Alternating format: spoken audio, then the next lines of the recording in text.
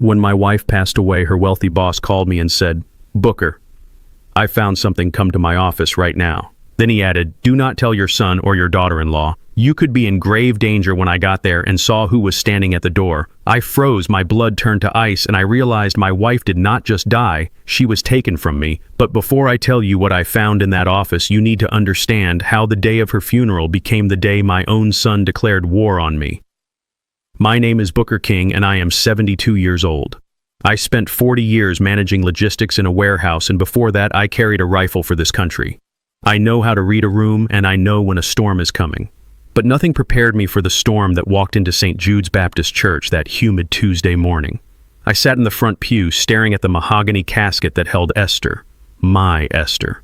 We had been married for 45 years. She was a small woman with hands roughened by work, but a heart that could hold the world. For 3 decades, she had worked as the head housekeeper and personal assistant to Alistair Thorne, a man with more money than God, but who trusted only one person with his life, and that was my wife. The organ music was soft, a low hum that vibrated in my chest. The church was filling up with neighbors, people from the choir, and even some of Mr. Thorne's staff. Everyone was whispering respectful low tones. Everyone except the 2 people who should have been sitting right next to me. My son Terrence and his wife Tiffany were late, not 5 minutes late, 40 minutes late. The service had already begun when the heavy oak doors at the back of the sanctuary banged open. I did not turn around, but I did not have to. I heard the sharp clack of high heels against the stone floor echoing like gunshots in a library. Heads turned. I could feel the collective intake of breath from the congregation. I kept my eyes fixed on the flowers atop Esther's casket. White lilies, her favorite. Then I smelled them before I saw them. A cloud of expensive cloying perfume that smelled like desperation and money mixed with the stale scent of cigarettes. Terrence slid into the pew beside me. He was wearing a bright cream-colored suit that looked like something a pimp would wear to a nightclub, not a son to his mother's funeral. He did not touch my shoulder. He did not squeeze my hand. He did not even look at the casket. He pulled out his phone. The screen lit up in the dim church, illuminating his face. He was texting. His thumbs moved furiously and his jaw was tight. I glanced sideways. I saw the sweat beading on his forehead. It was not from grief. It was the cold sweat of a man cornered. Tiffany squeezed in next to him. She was a white woman from a middle-class suburb who pretended she was born in a penthouse. She wore huge black sunglasses inside the church and a dress that was too short and too tight for the occasion. She fanned herself with a funeral program, looking around with open disdain. "This place is a sauna," she whispered loudly enough for the choir to hear. "Didn't they have money for AC?" "Shh," Terrence hissed, but he didn't put his phone away. I gripped the handle of my cane. It was a sturdy piece of hickory wood I had carved myself. My knuckles turned white. I wanted to tell them to leave. I wanted to tell them to show some respect for the woman who had paid for Terrence's college, who had paid for their wedding, who had bailed them out more times than I could count. But I said nothing. I was a man of discipline. I would not cause a scene at Esther's homegoing. The service ended and we moved to the fellowship hall for the repast. The church ladies had prepared the food Esther loved. Fried chicken, collard greens, macaroni and cheese, and cornbread. The smell was comforting to everyone else, but it seemed to offend Tiffany. She stood near the wall, holding a paper plate with 2 fingers as if it were contaminated. I watched her from my seat in the corner. She leaned in close to Terrence, and I have hearing aids that I keep tuned very high.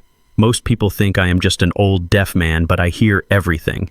"I can't believe we have to eat this grease," Tiffany hissed. "My stomach is turning just looking at it. And look at these people. This whole thing is so cheap. Where did all her money go, Terrence? You said she had savings. She spent it on pills." Terrence muttered, his mouth full of food he had not bothered to bless.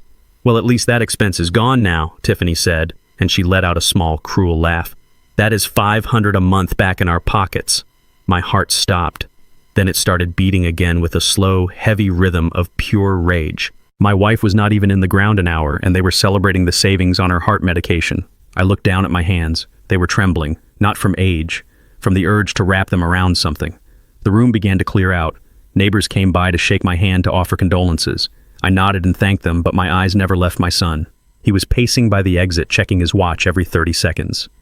Finally, when the last guest had left, Terrence walked over to me. He did not ask how I was doing. He did not ask if I needed a ride home. He stood over me, blocking the light. "Dad," he said, his voice flat. "Where is the key to Mom's safe?" I looked up at him slowly. I saw the bags under his eyes, the twitch in his cheek. This was my boy. The boy I taught to fish. The boy Esther had rocked to sleep. Now he looked at me like I was an ATM that had swallowed his card. "What did you say?" I asked, my voice raspy. "The safe key," Terrence repeated louder this time. "Tiffany says Mom had a life insurance policy. We need to check the paperwork. We are entitled to 50% as next of kin." Tiffany stepped up beside him, crossing her arms. "We need to start the probate process immediately, Booker. Funerals are expensive and we have bills. We know Esther hoarded cash in the house." I stood up. It took me a moment. My knees were stiff. I leaned on my cane and looked them both in the eye. I am 6'2". Even bent with age, I towered over Tiffany. "Your mother is not even cold yet," I said, my voice low and dangerous. "And you are asking for money. It is not about money, it is about asset management," Terrence snapped. "Don't be difficult, Dad. We know you don't know how to handle finances. You just worked in a warehouse. Mom handled everything. We are just trying to help." "Help," I scoffed. "You are trying to scavenge. There is no money for you, Terrence. Not today." Terrence stepped closer, invading my personal space. His eyes were wild. "Listen to me, old man. You do not know what is going on. This house is in trouble. We are in trouble. If we do not find that money by the end of the week, things are going to get very bad." "What kind of bad?" I asked. "The kind where you end up on the street," Terrence spat. "Now give me the damn key or I will turn this house upside down until I find it myself." He reached for my pocket. I slapped his hand away with a speed that surprised us both. "Get out of my face," I growled. Tiffany gasped. "You are senile," she shrieked. "You are losing your mind. We should have you committed for your own safety." "We will discuss that later." Tiffany, Terrence said, his voice dropping to a menacing whisper. "Dad, you have until tonight. If I do not have that key, I am calling the social worker. I will tell them you are unfit to live alone. I will sell this house out from under you." He turned and stormed out. Tiffany shot me one last look of disgust before following him, her heels clicking away like a ticking clock. I stood alone in the fellowship hall. The silence was deafening. My own son. He was desperate. I had seen that look in the eyes of junkies and gamblers before. He was not just greedy, he was afraid. Suddenly my phone buzzed in my breast pocket. I pulled it out. My hands were shaking so bad I almost dropped it. The screen was cracked, but I could read the name clearly. Mr. Alistair Thorne, Esther's boss, the billionaire who hadn't left his estate in 5 years. Why was he calling me? I answered. "Booker." His voice was not the smooth, commanding baritone I remembered. It was jagged, breathless. "Mr. Thorne," I started. "Listen to me, Booker." He cut me off. "I was going through the safe Esther kept here at my private office. She left something, a ledger, and a recording." I frowned.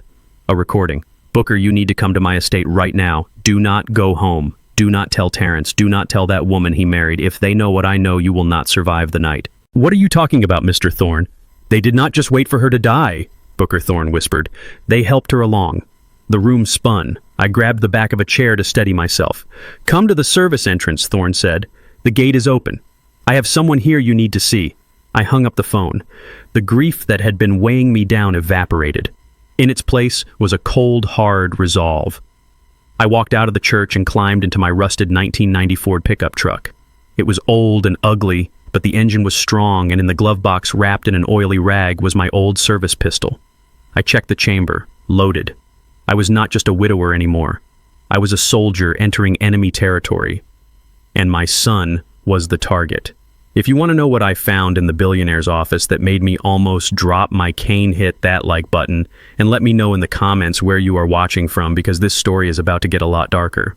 I told Terrence I had to go see the pastor to settle the final bill for the service. It was a lie, but lies were the only currency my son understood anymore. I grabbed my keys from the hook by the door, but before I could turn the handle, a manicured hand slammed against the wood, blocking my path. It was Tiffany. She was still wearing that black dress that was too tight, and her eyes were hidden behind those ridiculous sunglasses, even though we were inside a dim hallway. She held out a palm, her fingers wiggling expectantly. "Where do you think you are going, Booker?" she asked, her voice dripping with that fake sweetness that made my skin crawl. "To pay the church," I said, keeping my voice flat. "You are not going anywhere without leaving the credit card," she said, stepping closer. "I need to go buy supplies for the guests who might drop by later. We need wine. We need decent cheese. Not that garbage the church ladies served." I looked at her. I really looked at her. I saw the way her eyes darted to my back pocket where my wallet was. She did not want cheese. She wanted to go to the mall. She wanted a new handbag to match her funeral attire. She wanted to swipe my card until the magnetic strip wore off, just like she had done to Esther for years. I reached into my pocket. Tiffany smiled a greedy little smirk that showed her teeth. I pulled out my wallet. Her hand twitched. I opened it and pulled out a single $20 bill. It was wrinkled and worn just like me. I let it drop from my fingers. It fluttered through the air and landed on the linoleum floor right between her expensive heels. "Get some crackers," I said. Her mouth fell open. She looked at the money, then at me, her face turning a blotchy red. "Is this a joke?" she screeched. "Do you know who I am?" "I know exactly who you are," I said, stepping forward. She flinched. For a second the mask slipped and I saw the fear. She scrambled back, stepping aside to let me pass while her eyes stayed glued to the $20 on the floor. She would pick it up. I knew she would. She would pick it up the moment the door closed, because greed has no pride. I walked out into the humid afternoon air and climbed into my 1990 Ford pickup. The door creaked a mournful sound as I pulled it shut. The cab smelled of old leather and pipe tobacco. It was my sanctuary. The engine roared to life with a cough and a sputter, but it settled into a steady rhythm. This truck was like me, ugly on the outside, but it never quit. I backed out of the driveway, leaving my son and his wife to fight over the scraps in my house. As I drove down the street, the houses began to blur. I was not just driving to the other side of town, I was driving back in time. I thought about Esther. For 30 years, she had left our house at dawn and returned after dark. She took the bus to the north side to the gated estates where the driveways were longer than our entire block. She scrubbed floors, she polished silver, she organized lives that were not her own. To the world, she was just a housekeeper, a servant, invisible. But Esther saw everything. She knew where the skeletons were buried because she was the one dusting the closets. I gripped the steering wheel tighter, my knuckles popping. My son Terrence thought I was just a tired old man who moved boxes in a warehouse. He forgot what I did before the warehouse. He forgot that Uncle Sam sent me to a jungle halfway across the world when I was just 18. You learn things in war. You learn that the quietest moments are the most dangerous. You learn to watch the grass for movement that shouldn't be there. You learn that when the enemy smiles, he is usually holding a knife behind his back. I had been watching Terrence and Tiffany for months. I noticed the new watch Terrence wore that cost more than my truck. I noticed the way Tiffany stopped leaving receipts on the counter. I noticed the way Esther had grown quiet in the weeks before she died, her eyes darting to the phone every time it rang. I had been trained to spot an ambush, but I never thought the enemy would be sleeping in the guest bedroom. I merged onto the highway, the old Ford vibrating under my hands. I checked my mirrors constantly. Old habits die hard. No one was following me. Terrence was too busy trying to find the safe key to notice I was gone. I took the exit for Highland Park. The air changed here. It smelled of fresh cut grass and old money. The fences grew higher. The gates became more elaborate. I pulled up to the massive iron gates of the Thorne estate. A security camera buzzed and turned toward me. I rolled down the window. "Booker King," I said. The gate clicked and swung open silently. I drove up the winding paved driveway lined with oak trees that were older than the country itself. My rusted truck looked like a stain on a white sheet against the pristine landscaping. I parked next to a silver Rolls-Royce. The contrast would have made a lesser man feel small. It just made me feel focused. I got out and adjusted my suit jacket. It was a cheap suit bought off the rack 10 years ago, but I wore it with the posture of a man who answers to no one. The front door opened before I could knock. Alistair Thorne stood there. He was 80 years old, confined to a wheelchair, his body withered by time and illness, but his eyes were as sharp as broken glass. He wore a velvet smoking jacket and a silk scarf. He did not look at me like the help. He did not look at me like a charity case. He looked at me like a man who was about to go into battle and was glad to see another soldier. "Booker," he said, his voice raspy but firm. "Mr. Thorne?" I nodded. He extended a hand. It was thin and trembling, but his grip was surprisingly strong. We did not shake hands like businessmen. We clasped hands like brothers. "I am sorry about Esther," he said. "She was the finest woman I ever knew. Better than me, better than all of us." "Thank you, sir," I said, my throat tight. "Come inside," Thorne said, spinning his wheelchair around. "We do not have much time. Your son will figure out you are gone soon." I followed him into the foyer. The floors were marble. The ceilings soared 20 feet high. It was a palace, but it felt cold, empty. Esther had been the warmth in this house. Without her, it was just a museum. We went past the grand staircase, past the formal dining room where a long table sat empty, and down a hallway lined with portraits of dead ancestors who looked down at me with disapproval. I stared right back at them. I had buried more men than they had ever met. Thorne led me to his private study at the back of the house. It was a room I had never been in. The walls were lined with leather-bound books. The air smelled of cedar and brandy. The heavy velvet curtains were drawn, blocking out the afternoon sun, casting the room in shadow. But we were not alone. Standing by the fireplace was a man I did not recognize. He was tall, wearing a trench coat that looked like it had seen better days. He had a scar running down his cheek and eyes that looked like they had seen the bottom of a bottle and the bottom of humanity. "Booker, this is Mr. Vance," Thorne said. "He is a private investigator. Esther hired him 2 months ago." My heart skipped a beat. Esther hired a PI. Why? Vance nodded at me. He didn't smile. He looked at me with a mixture of pity and respect. "Please sit down," Thorne said, gesturing to a heavy leather chair in front of his massive oak desk. I sat. The leather creaked. I felt like I was sitting in the electric chair waiting for the switch to be thrown. Thorne wheeled himself behind the desk. He placed his hands on a stack of items sitting in the center of the green blotter. There was a small black leather journal. I recognized it immediately. It was Esther's prayer journal. She carried it everywhere. And next to it was a thick envelope filled with photographs. "I found this in the safe Esther kept here," Thorne said softly. "She had her own combination. I never asked what was in it. I trusted her completely. But after she passed, I knew I had to look. I had to make sure her affairs were in order." He pushed the journal toward me. "Open it, Booker. Read the last entry." My hands shook as I reached for the book. The leather was warm as if she had just been holding it. I opened it to the bookmark. The handwriting was hers, neat and looping, but the ink was shaky as if she had been writing in a hurry or in fear. I read the words. "Terrence asked for money again. I told him no." He looked at me with eyes I did not recognize. He looked at me like he hated me. "I found the pills in his jacket pocket today. They look just like my heart medication. But they aren't. I am scared, Booker. I am scared of our son." I stopped reading. The room seemed to tilt. I couldn't breathe. Mr. Vance spoke up, then his voice gravelly. "Look at the photos, Mr. King." I reached for the envelope. I poured the contents onto the desk. Dozens of photos spilled out. They were grainy, taken with a long-range lens, but the subjects were clear. There was Terrence. He was standing in an alleyway talking to a man with tattoos on his neck. He was handing over a thick wad of cash. There was another photo, Terrence and Tiffany sitting in a car. Tiffany was laughing, holding up a bottle of champagne. But the last photo made me freeze. It felt like a physical blow to the chest. It was taken through the kitchen window of my own house. It was taken 3 nights ago. The timestamp said 2 a.m. In the photo, Terrence was standing at the kitchen counter. He was holding 2 orange prescription bottles. One was Esther's heart medication. The other was unlabeled. He was pouring the pills from one bottle into the other. He was smiling. I stared at the image. My son, my flesh and blood, the boy I had carried on my shoulders, the boy I had taught to tie his shoes. He was switching the pills. "He killed her," I whispered. The words felt like gravel in my mouth. "He killed his own mother." Thorne leaned forward, his face grim.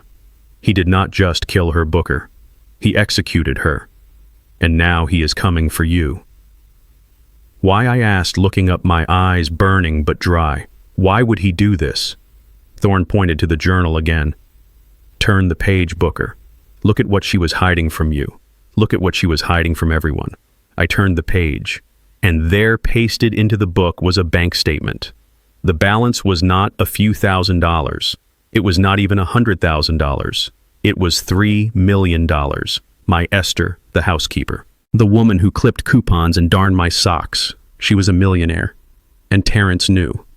The realization hit me with the force of a freight train. He didn't kill her because he hated her. He killed her because he was greedy. He killed her for a payday. I stood up. The chair fell backward with a crash. "I am going to kill him," I roared. I reached for my back waistband where the cold steel of my pistol pressed against my spine. "I am going to go back there and I am going to put a bullet in his head." "No," Thorne shouted. His voice cracked like a whip. I stopped, panting my hand on the gun. "If you kill him now, you go to prison and he wins," Vance said, stepping forward, his hands raised. "You will rot in a cell and Tiffany will spend that money on vacations and jewelry. Is that what Esther would want?" I looked at the photo of my son. The monster. "Then what do?" I asked, my voice breaking. "We trap him. Thorne said. His eyes were cold and hard. We make him confess. We make him destroy himself. But to do that, you have to go back there. Go back, I asked. To that house. With him. Yes, Thorne said. You have to go back. You have to play the grieving, confused old man. You have to make him think he has won. You have to make him think you are weak. Can you do that, Booker? Can you look the man who murdered your wife in the eye and pretend you do not know? I looked at the journal. I looked at the photos. I thought about Esther. I thought about the fear she must have felt in those final days. I took a deep breath. I straightened my jacket. I picked up my cane. I was a soldier once. I know how to follow orders. And I know how to wait for the kill shot. I will do it, I said. Thorne nodded. Good. Now listen carefully. Here is what we are going to do. And as he laid out the plan, I felt the old soldier inside me waking up. My son thought he was a predator. He thought I was prey. He was about to find out that he had walked into the den of a lion.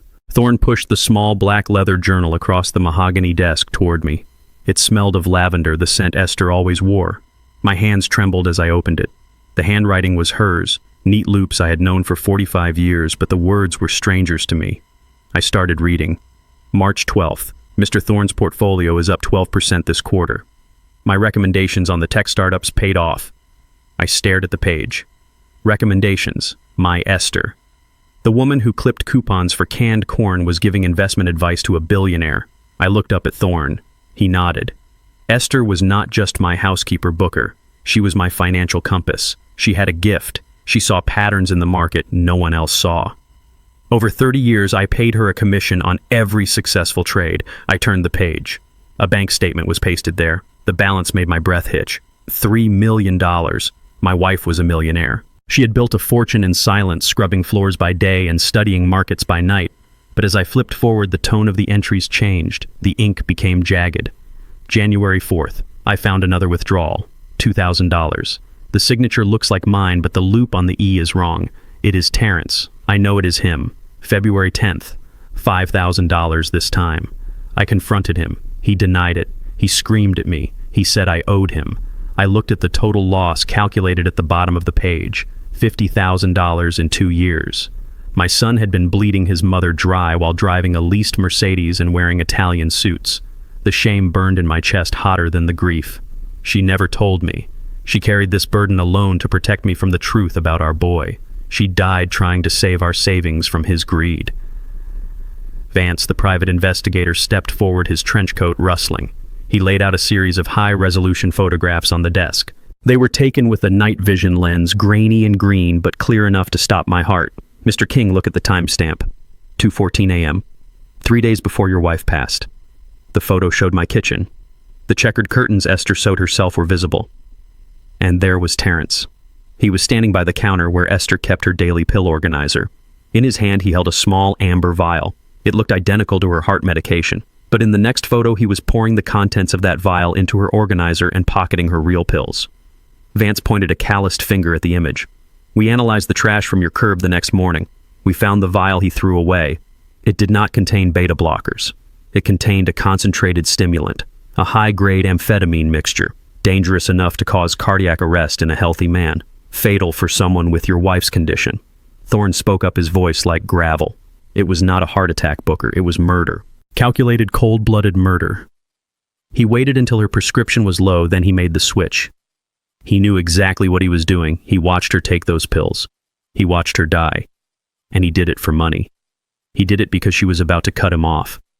I looked at the photo of my son. His face was illuminated by the refrigerator light. He was not crying.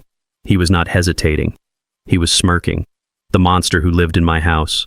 The boy I taught to ride a bike. He had poisoned the woman who gave him life because he wanted a payout. He traded his mother's life for a gambling debt. It was not natural causes.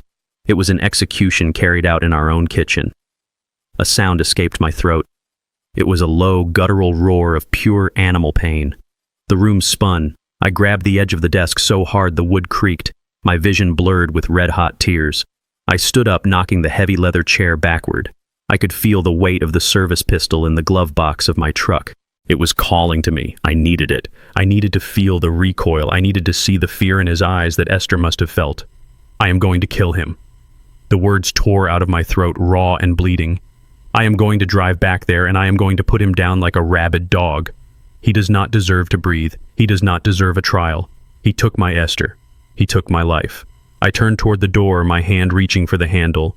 I was not a father anymore. I was an executioner. I could see it all in my mind. The kick of the door, the look on Tiffany's face, the final judgment delivered in lead. Justice. Immediate and permanent. My blood was boiling, screaming for vengeance. Stop! Thorne's voice cracked through the air like a whip. He slammed his hand on the desk. Booker, stop.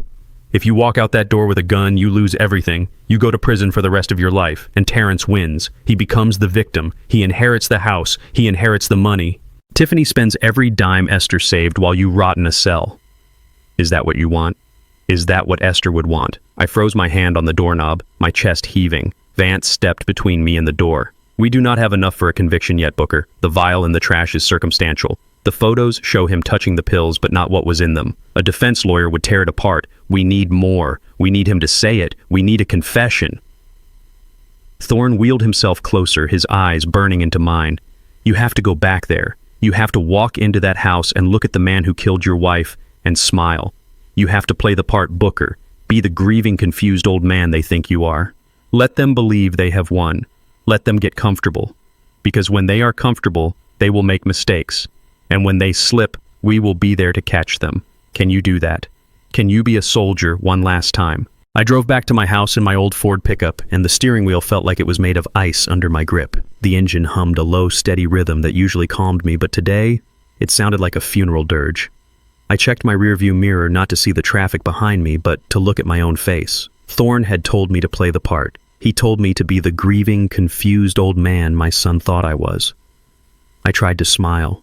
I tried to cultivate a look of weakness and senility, but the face staring back at me was hard.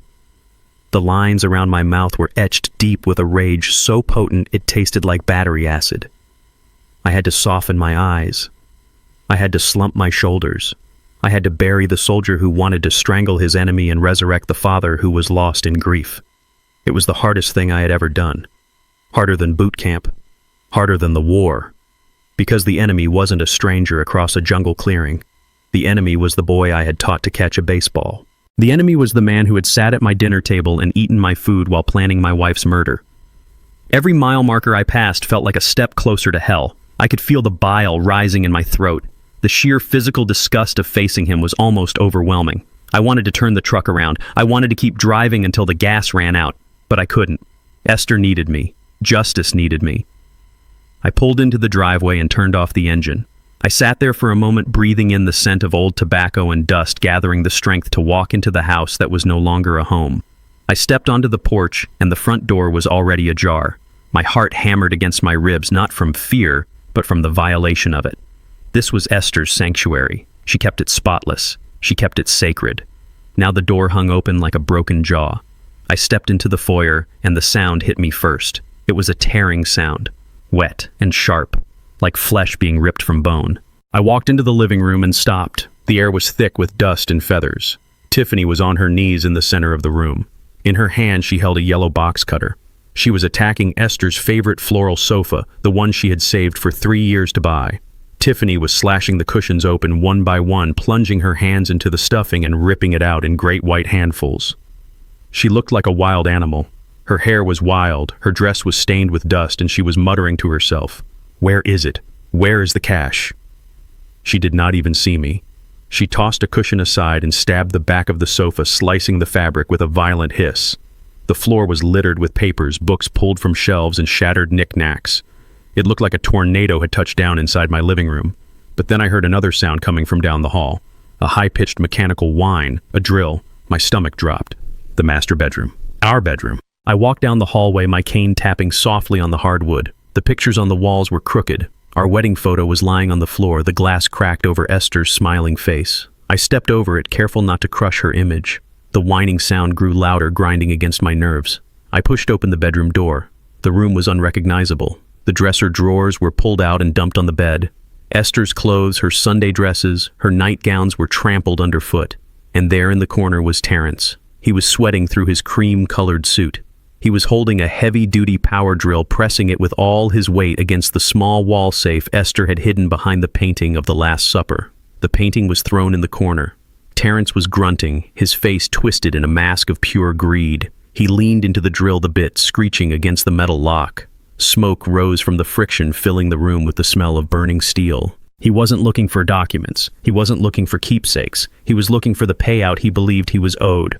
I needed to get his attention. I needed to stop the desecration before I lost control and did something that would ruin the plan. I let my body go slack. I allowed my knees to buckle slightly. I loosened my grip on my hickory cane and let it fall. It hit the floor with a loud clatter that cut through the noise of the drill like a gunshot. Terrence jumped. The drill slipped screeching across the metal door of the safe and gouging the wall. He spun around wild-eyed. His chest was heaving. His eyes were red-rimmed and frantic. He looked at me, and for a second he didn't see his father. He saw an intruder. He saw an obstacle. Then recognition dawned, but it brought no shame, only anger. He dropped the drill onto the pile of Esther's clothes. He pointed a shaking finger at the open safe. "It is empty," he screamed, his voice cracked with hysteria. "Empty. There is nothing in here but dust. Where is it? Where is the money? Where are the bonds?" I stared at him, letting my mouth hang open slightly, feigning the confusion of a man whose world has stopped making sense. I leaned against the doorframe, clutching my chest as if my heart were failing. I did not speak. I just looked at the empty safe, then back at him, letting the silence stretch, letting his panic grow. He kicked the bed frame hard. "Don't look at me like that, old man," he shouted. "You knew, didn't you? You knew she moved it. You and her were always whispering, always hiding things from me." Terrence marched across the room, closing the distance between us in 3 long strides. He was big. He had played football in high school, and he used that size now to intimidate. He grabbed the front of my jacket, bunching the cheap fabric in his fist, and shoved me back against the doorframe. His face was inches from mine. I could smell the stale alcohol on his breath mixed with the acrid scent of his fear. He reached down and picked up the power drill again. He revved it once, the sound sharp and menacing right next to my ear. He held the spinning bit inches from my face. The metal blurred a gray spiral of potential violence. "Tell me," he hissed, his spit landing on my cheek. "Tell me where the old hag hid the money, or I swear to God I will drill the answer out of your skull. Speak, old man. Where is the inheritance?"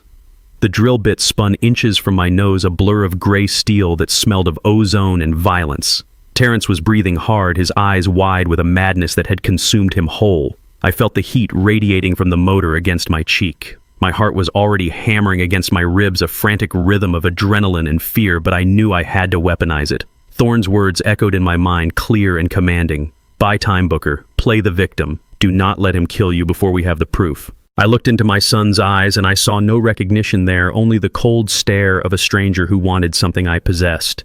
He shouted again, demanding the location of money that didn't exist in that safe. I knew if I stayed standing, he would use that drill. He was past the point of reason. I let my eyelids flutter. I allowed my jaw to go slack. I reached up with a trembling hand and clutched at the fabric of my shirt right over my heart. I forced the air out of my lungs in a ragged, wheezing gasp that sounded like a dying engine. My knees buckled for real this time as I let gravity take me. I slid down the doorframe, my back scraping against the wood until I hit the floor with a heavy thud. I curled into myself, groaning low in my throat, my hand clawing at the carpet. It wasn't entirely acting. The stress, the grief, the sheer physical threat had spiked my blood pressure to dangerous levels. I could feel the room spinning. Terrence stepped back, the drill still whirring in his hand, his expression shifting from aggression to sudden panic. He wasn't worried about losing his father. He was worried about losing the combination to the safe. He backed away, the tool winding down with a mechanical whine, leaving a ringing silence in the room broken only by my staged, desperate gasps for air. Tiffany appeared in the doorway, her hair wild and her black funeral dress covered in white feathers from the decimated sofa. She took one look at me writhing on the floor and dropped the box cutter she had been using to eviscerate my furniture. Her face went pale, not with concern but with calculation. "Do not let him die," she screeched, rushing forward and grabbing Terrence's arm with a grip that looked painful. "If he dies now, we lose everything, Terrence. He is the only one who knows where the assets are. If he croaks, that money disappears into the system. Think, you idiot." Terrence looked down at me, then at the drill in his hand. He cursed loudly and tossed the tool onto the bed where it landed on Esther's Sunday hat. He knelt beside me, grabbing my collar with both hands and shaking me violently. His head snapped back and forth. "Wake up, old man," he shouted, his spit flying onto my face. "You do not get to die yet. Not until you tell me where the money is." He raised his hand and slapped me hard across the face. The sting was sharp and hot, but I kept my eyes half closed, focusing on my breathing, making it shallow and irregular. I let my head loll to the side. I needed to give them a number big enough to blind them, a number big enough to make them keep me alive. I licked my dry lips and whispered, "The trust." Terrence froze. He leaned in closer, his ear almost touching my mouth. "What trust? Say it again." I wheezed, forcing the words out between gasps. "The trust fund. Esther set it up. $2 million. The lawyer. He comes next week." I let my head fall back against the floorboards as if the effort of speaking had drained the last of my life force. I watched through slit eyes as Terrence looked up at Tiffany. A slow, greedy smile spread across his face, erasing the panic. $2 million, he whispered, testing the weight of the words. The number hung in the air like a spell. $2 million. It was enough to fix his gambling debts, enough to buy Tiffany her silence, enough to fuel their delusions for a lifetime. I saw the transformation in my son. The murderer vanished, replaced by the opportunist. He did not see a dying father anymore. He saw a winning lottery ticket that needed to be kept safe until cashing day. He grabbed me under the arms and hauled me up. He was not gentle. He dragged me toward the bed, kicking Esther's clothes out of the way. He threw me onto the mattress, my body bouncing on the springs. He stood over me, panting, his eyes gleaming with a feverish light. "We have to keep him alive," Tiffany said, pacing the room. "Just until next week, just until the lawyer comes and we can get him to sign it over. We need to make sure he doesn't talk to anyone else." Terrence nodded. He reached into my jacket pocket. I tensed, but I did not resist. He pulled out my smartphone. It was a new model Esther had bought me for my birthday so I could see pictures of the grandkids. He looked at it, then looked at me. "You won't be needing this," he said. "You need rest, Dad. Lots of rest." He slipped the phone into his own pocket, cutting off my lifeline to the outside world. He walked backward out of the room, his eyes never leaving mine. He looked like a zookeeper locking a dangerous animal in its cage. Tiffany followed him, casting one last suspicious glance at me before disappearing into the hallway. The door slammed shut. The heavy thud vibrated through the floorboards. Then came the sound that sealed my fate. The metallic slide of the deadbolt. The sharp click of the lock engaging. I was a prisoner in the house I had paid for with 40 years of sweat. I lay still on the bed, listening to their footsteps retreating down the hall, listening to them whispering about millions that didn't exist, planning a future they would never see. I stared at the ceiling and waited for the silence to settle before I dared to move. They thought they had taken my phone. They thought they had cut me off. They didn't know about the loose floorboard under the bed or what was hidden beneath it. 2 days passed in that stifling room, and the air grew heavy with the scent of my own sweat and the lingering perfume of Esther that still clung to the curtains.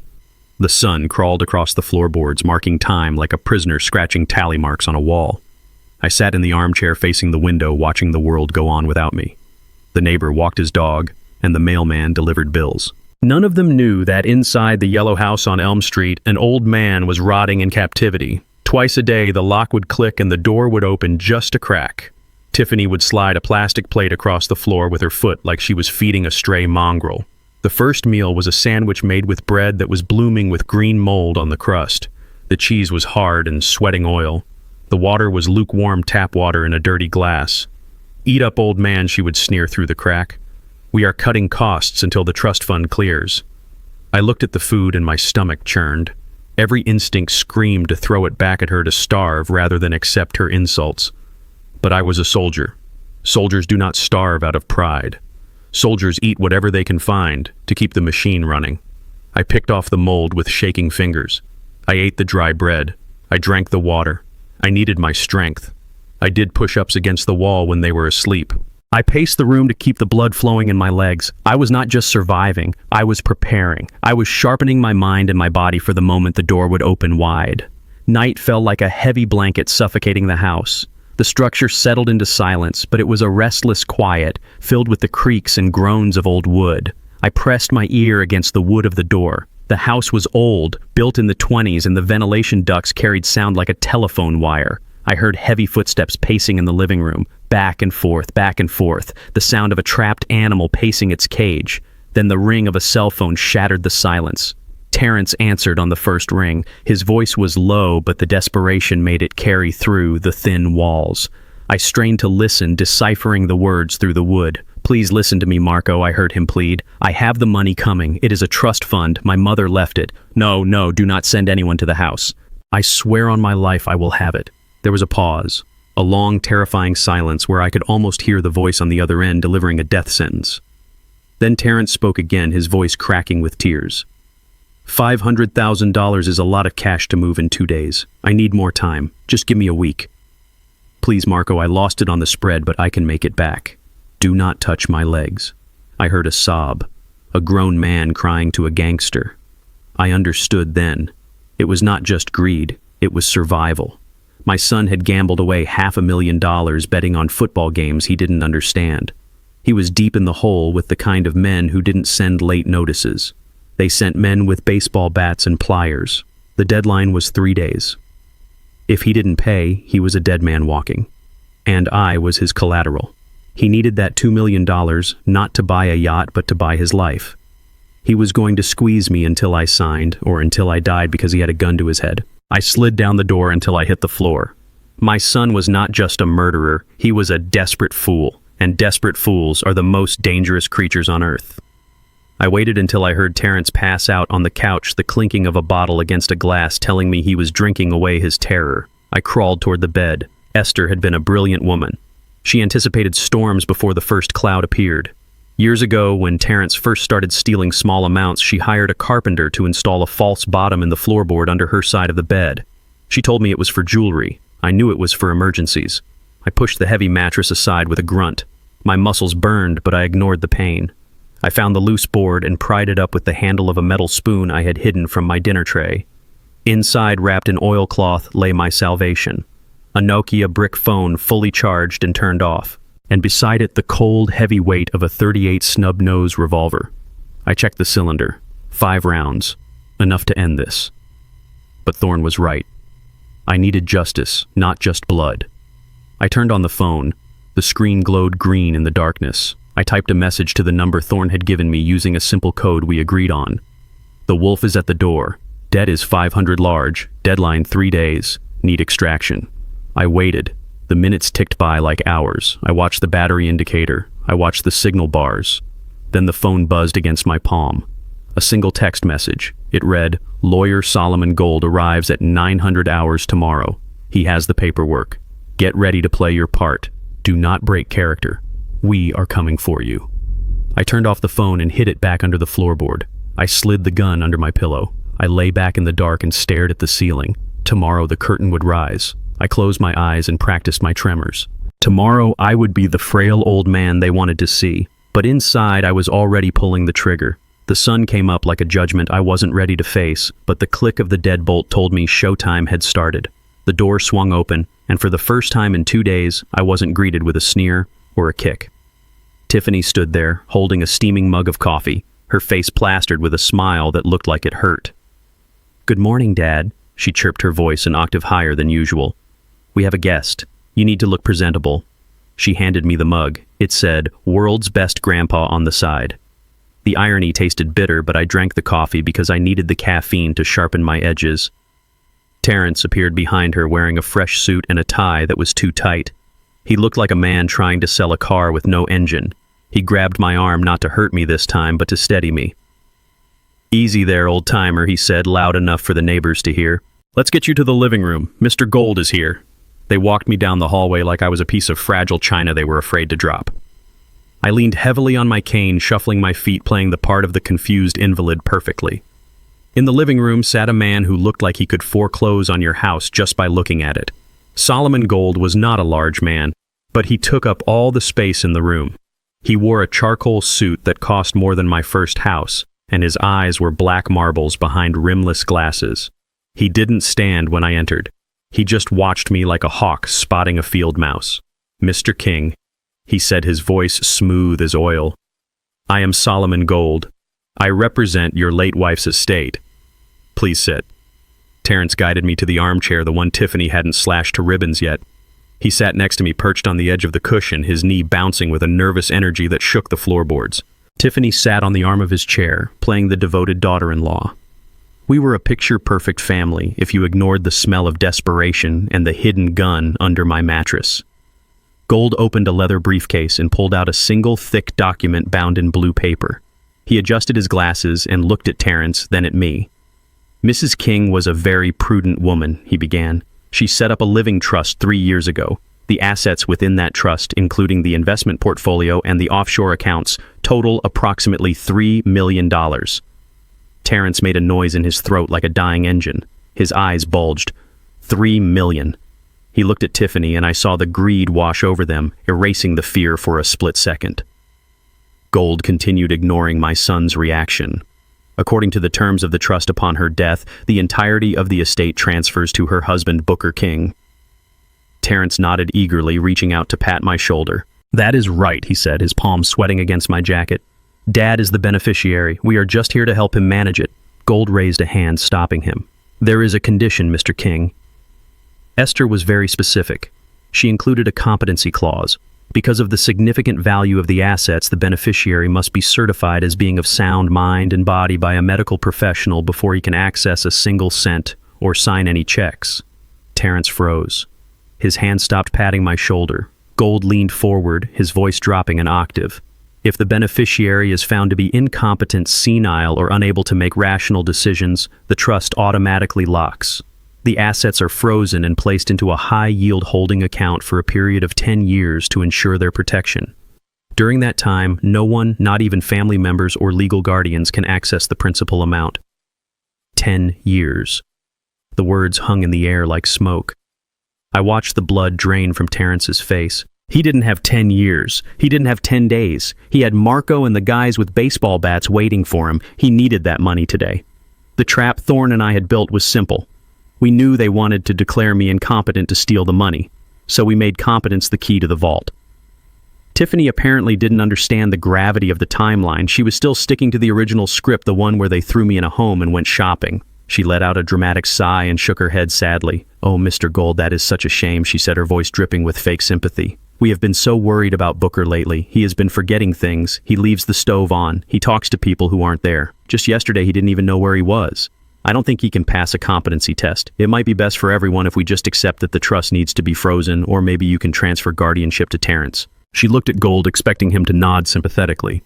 Instead, Gold started to close the folder. "I see," he said, reaching for the clasp. "If that is the case, I will have to file the paperwork to lock the assets immediately. It is for his own protection, of course. We can revisit the status of the trust in a decade." The lock clicked shut. The sound was like a gunshot to Terrence. He jumped up from his chair, knocking Tiffany sideways. "No!" he shouted, his voice cracking with panic. "Shut up, Tiffany! You do not know what you are talking about!" He turned to Gold, his hands waving frantically. "She is exaggerating. Dad is fine. He is just grieving. Look at him. He is sharp as a tack. He remembers everything." "Don't you, Dad?" He grabbed my shoulder again, digging his fingers in hard enough to bruise. "Tell him, Dad. Tell him you are fine. Tell him you are not crazy." I looked at my son. I saw the sweat running down his temple. I saw the terror in his eyes. He was begging me to be sane so he could rob me. It was pathetic. I looked at Gold and blinked slowly. "I feel fine," I said, my voice shaky but clear. "I just miss my Esther." Gold looked at me, then at Terrence, then back at the file. He tapped his fingers on the leather case, considering. "Very well," he said. "If you insist he is competent, we can proceed. But I need proof. I cannot release $3 million on your word alone." He pulled a card from his pocket. "I have scheduled a comprehensive medical evaluation for tomorrow morning at 9. It is with an independent physician. If Mr. King passes, he gets the checkbook. If he fails, the vault locks for 10 years. Do we have an understanding?" Terrence let out a breath that sounded like a sob. "Yes," he said, wiping his forehead with his sleeve. "Yes, we understand. Dad will be there. He will pass, I promise." Gold stood up and buttoned his jacket. "Good day, gentlemen." He walked out the door, leaving a silence behind him that was heavy with threat. Terrence turned to me. The panic was gone, replaced by a cold, dark resolve. He smiled, and it was the smile of a wolf looking at a lamb. "You are going to be the healthiest man in the world tomorrow, Dad," he whispered. "I am going to make sure of it." Night fell over the house like a shroud, and the air inside grew thick with the smell of roasting meat and impending violence. For the first time in the 10 years she had lived under my roof, Tiffany was cooking. She was not heating up takeout. She was not throwing frozen nuggets into the microwave. She was actually cooking. The aroma of pot roast and potatoes filled the kitchen, masking the scent of bleach she had used to scrub the floor earlier. It was a performance, a domestic scene staged for an audience of one. Me. Terrence sat at the kitchen table, drumming his fingers on the wood. His leg bounced up and down, a nervous tic he had developed since the phone call with Marco. He watched me like a hawk watches a dying rabbit. I sat in my usual spot, my hands folded over the head of my cane, trying to look frail, trying to look like I wasn't calculating the distance to the back door. Tiffany hummed as she moved around the stove. It was a cheerful tune that sounded grotesque in the silence of the house. She was wearing an apron over her designer clothes, playing the role of the dutiful daughter-in-law. "Dinner is almost ready, Dad," she chirped, turning to flash me a smile that showed too many teeth. "We made your favorite. Pot roast with extra gravy. We need you strong for tomorrow. You have to pass that test with flying colors so we can get this trust sorted out and take care of you properly." I nodded slowly, keeping my eyes dull. "Thank you, Tiffany," I mumbled. "That is very kind of you. It is the least we can do," she said, turning back to the counter. "We just want you to be happy. We want you to be comfortable." I watched her back. I watched the way her shoulders tensed. I knew that posture. It was the posture of a soldier planting a mine. I shifted in my chair, angling my body toward the dark window that looked out onto the backyard. Outside, it was pitch black. The glass had turned into a mirror, reflecting the kitchen behind me with perfect clarity. I did not look at Tiffany directly. I looked at her ghost in the glass. She thought I was staring at my own reflection, lost in the dementia she claimed I had. But I was watching her hands. She reached into the pocket of her apron. She pulled out a small white paper packet. It looked like the kind of envelope a street corner dealer hands you through a car window. She glanced over her shoulder at me. I let my jaw hang slack and stared blankly at the window. She turned back to the stove, satisfied that I was gone mentally. In the reflection, I saw her tear the packet open. She tipped it over the bowl of soup she had set aside for me. A fine white powder cascaded into the dark broth, dissolving instantly. She stirred it vigorously, the spoon clinking against the ceramic. 1 stir, 2 stirs, 3, mixing the death into the dinner. She wasn't just seasoning my food, she was spiking it. I remembered the conversation I had overheard. We switch her medications, we tell her she did things she didn't do. But this was different. They needed me lucid for the doctor tomorrow, didn't they? Or maybe they didn't. Maybe the plan had changed. Maybe they realized I was too much of a risk. Maybe they planned to drag a drugged, drooling version of me to a crooked doctor who would sign anything for cash. Or maybe they just wanted to make sure I slept through the night so I couldn't escape. Whatever was in that bowl, I knew one thing for certain. It was not a vitamin. She picked up the bowl and turned around, her face composed into a mask of maternal care. "Here we go, Dad," she said, setting the steaming bowl in front of me. "Eat up while it is hot. The gravy will do you good." I looked down at the brown liquid. It smelled savory, salty, and lethal. I looked at Terrence. He was watching me intently, his eyes locked on the spoon in my hand. "Eat, Dad," he urged, his voice tight. "You need the nutrition." I lifted the spoon. My hand trembled. I let the tremor grow worse, shaking the utensil until it rattled against the bowl. I lifted a spoonful toward my mouth. Terrence leaned forward, holding his breath. Tiffany wiped her hands on her apron, waiting. I brought the spoon to my lips, then let a violent spasm take over my arm. I jerked my hand sideways. The spoon hit the edge of the bowl hard. "Oops," I whispered. I swept my arm across the table in a clumsy arc, knocking the bowl completely over. It flew off the edge of the table and shattered on the linoleum floor. The soup splashed everywhere, coating the cabinets, the chair legs, and my shoes in a hot, sticky mess. "Oh no," I cried, my voice cracking. "I am so clumsy. I am so sorry." Tiffany shrieked, jumping back to avoid the splash. "You stupid old man," she yelled, forgetting her role for a second. "Look what you did."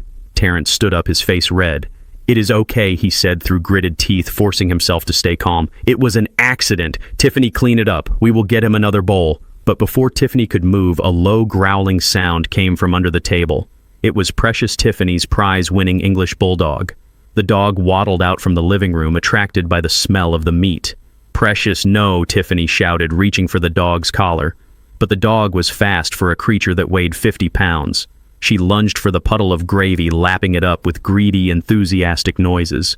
She licked the floor tiles clean, ingesting the soup, the powder, the secret ingredient, all in a matter of seconds.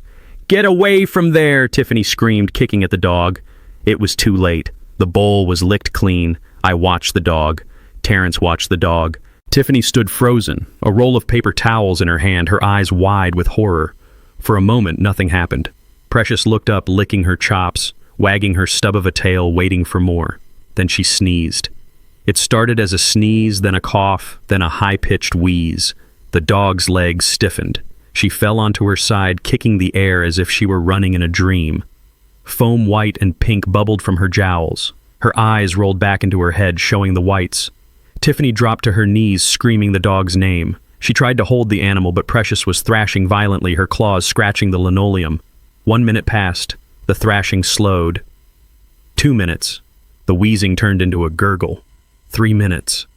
The dog went rigid one last time, arching her back, and then she went limp. The silence that followed was heavy and absolute. Precious lay dead on the kitchen floor, her tongue lolling out amidst the shards of the broken bowl. I looked at the dead animal. Then I looked up at my son. "What happened to the dog, Terrence?" I asked, my voice trembling with a fear that I didn't have to fake. "Why did she die?" Terrence stared at the dog, his face draining of color until he looked like a corpse himself. He looked at the empty packet peeking out of Tiffany's apron pocket, then back at the dead animal. He swallowed hard. "She had a cold," he whispered, his voice barely audible. "She was sick." "It was just a seizure, Dad. Just a cold." He lied. I knew he lied. And looking into his terrified eyes, I knew he knew that I knew. That soup wasn't meant to help me sleep. It wasn't meant to make me compliant. It was meant to stop my heart.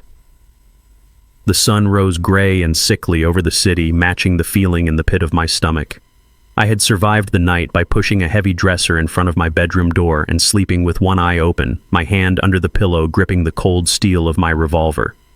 But morning brought a new danger. Terrence banged on my door at 7 sharp. His voice was tight with a forced cheerfulness that sounded like a violin string about to snap. "Get dressed, Dad," he shouted through the wood. "We have that appointment." I moved the dresser slowly, making enough noise to sound like an old man struggling. I opened the door and saw him. He looked worse than I did. His eyes were bloodshot and he smelled of mints, trying to cover the scent of last night's whiskey.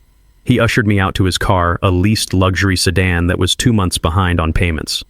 I sat in the passenger seat, clutching my cane, watching the familiar streets of my neighborhood fade away. I expected us to turn toward the city center, toward the hospital district where the real doctors practiced. But Terrence turned left, toward the industrial park, toward the part of town where the streetlights were broken and the storefronts were boarded up with plywood. "Where are we going, son?" I asked, my voice trembling just the right amount. "The hospital is the other way." Terrence gripped the steering wheel so hard the leather creaked. "We are going to a specialist." "Dad," he said, his eyes fixed on the road. "A private practitioner. He is the best. He will get you that certificate in no time." I looked out the window at the graffiti-stained walls and the piles of trash on the curb. A specialist. Sure, a specialist in back alley abortions and no questions asked stitching. We pulled up to a brick building that looked like it had been condemned 10 years ago. There was no sign, just a metal door with peeling green paint. Terrence hurried me out of the car, looking over his shoulder as if he expected the devil himself to be following us. We walked inside. The waiting room smelled of mildew and stale cigarette smoke. There were no magazines. There was no receptionist, just a flickering fluorescent light that buzzed like a dying fly. A door opened and a man stepped out. He was wearing a white coat, but it was stained yellow at the cuffs. He was short, balding, and sweating profusely despite the chill in the room. I recognized him. Not as a doctor, but from the photos Vance had shown me. This was Doc Miller, a disgraced veterinarian who had lost his license for selling ketamine to local dealers. He was Terrence's poker buddy. "Ah," Mr. King Miller said, wiping his damp hands on his coat. "Please come in. We have everything ready." I shuffled into the examination room. It was filthy. The exam table was covered in a sheet that looked like it hadn't been changed in a week. There were no diplomas on the wall, just a calendar from an auto parts store. "Sit down," Miller said, gesturing to the table. Terrence stood by the door, blocking the exit, his arms crossed. I sat, the paper crinkling loudly under my weight. Miller moved to a metal tray. I saw a syringe. It was already filled with a clear liquid. It was a large dose, too large for a vitamin B shot, too large for anything meant to heal. I watched him tap the barrel, flicking the air bubbles to the top. The liquid swirled viscous and deadly. "What is that?" I asked, my eyes wide with feigned fear. Just a vitamin cocktail, Miller said, his voice shaking slightly. It will perk you up, get your blood flowing for the lawyer. It helps with memory. Terrence nodded from the doorway. Take it, Dad. It is for your own good. I looked at the needle. Then I looked at Miller. I saw the tremors in his hands. I saw the way he licked his lips. He was terrified. He wasn't a killer. He was a desperate man doing a favor for a desperate friend. But a needle in the arm is just as deadly as a bullet in the brain. That liquid wasn't vitamins. It was likely a cocktail of adrenaline and digitalis, enough to simulate a heart attack in an old man with high blood pressure. It was the backup plan.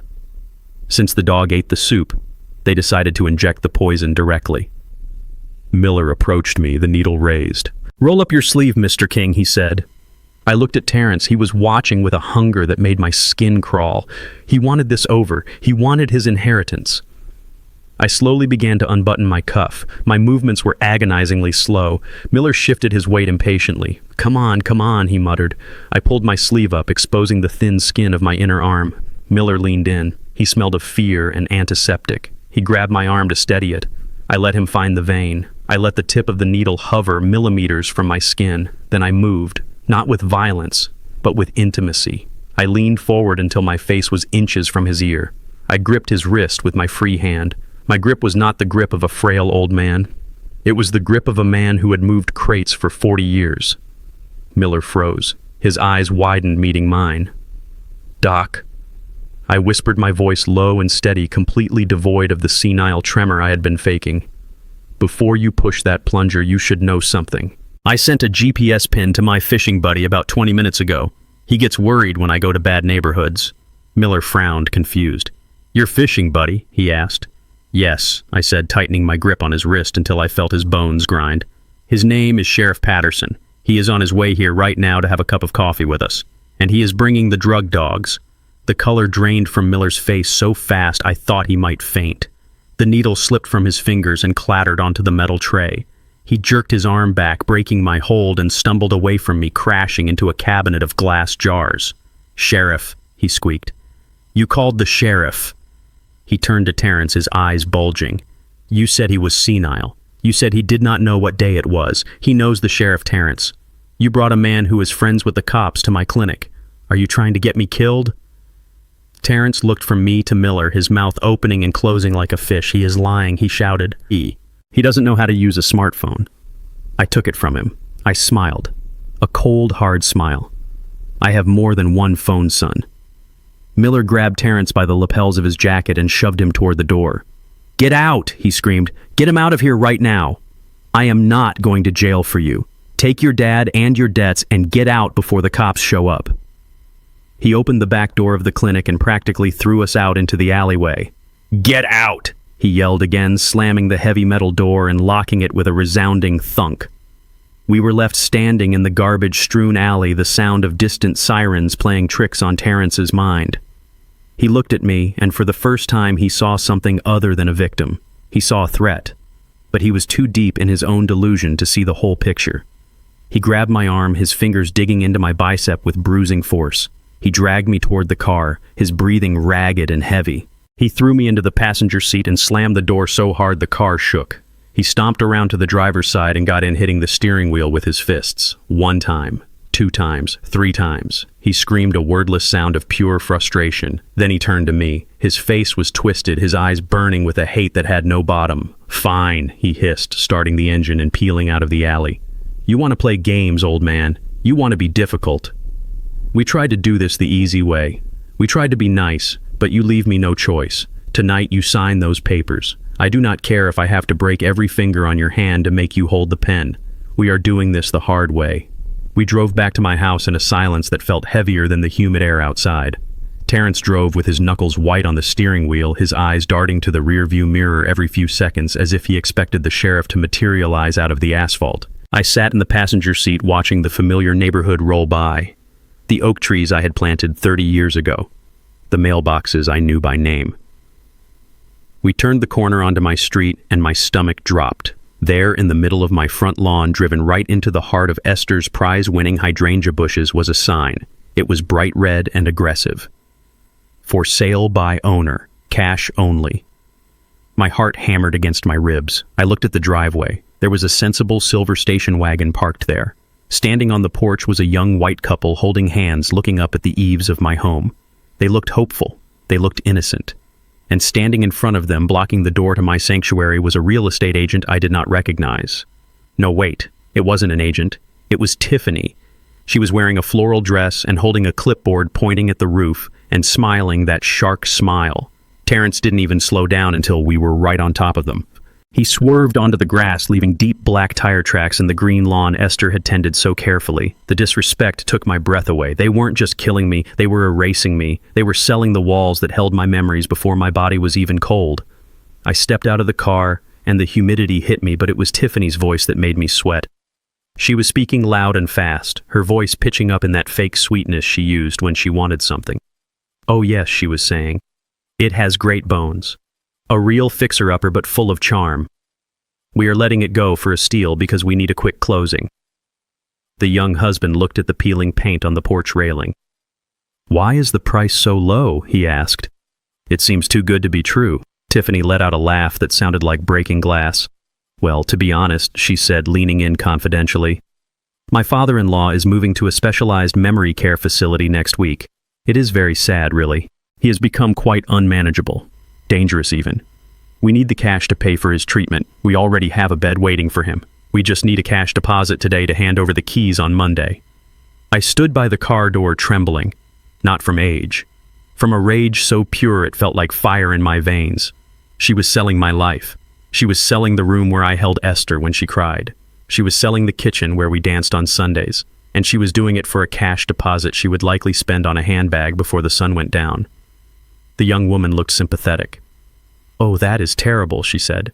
"We can write a check for $5,000 today. Is that enough to hold it?" Tiffany's eyes lit up like neon signs. "That would be perfect," she cooed. "Just make it out to cash. It speeds up the paperwork." I buttoned my cheap suit jacket. I adjusted my tie. I gripped my cane not for support, but as a weapon of truth. I walked across the lawn, my boots crunching on the grass my son had just ruined. Terrence tried to grab my elbow, hissing at me to get inside, but I shook him off with a strength that surprised him. I walked right up to the young couple. I did not look like a senile old man. I looked like a man who had run a warehouse floor for 40 years. I looked them dead in the eye. "Do not write that check, son," I said, my voice booming across the yard. The husband froze his pen, hovering over the checkbook. He looked at me, then at Tiffany. "Why not?" he asked. "Because this house is not for sale," I said, my voice steady and hard.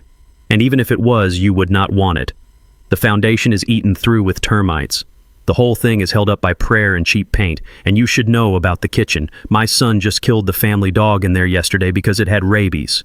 The blood is still under the fridge." I pointed at Terrence with my cane. He is not grieving. He is cleaning up a crime scene.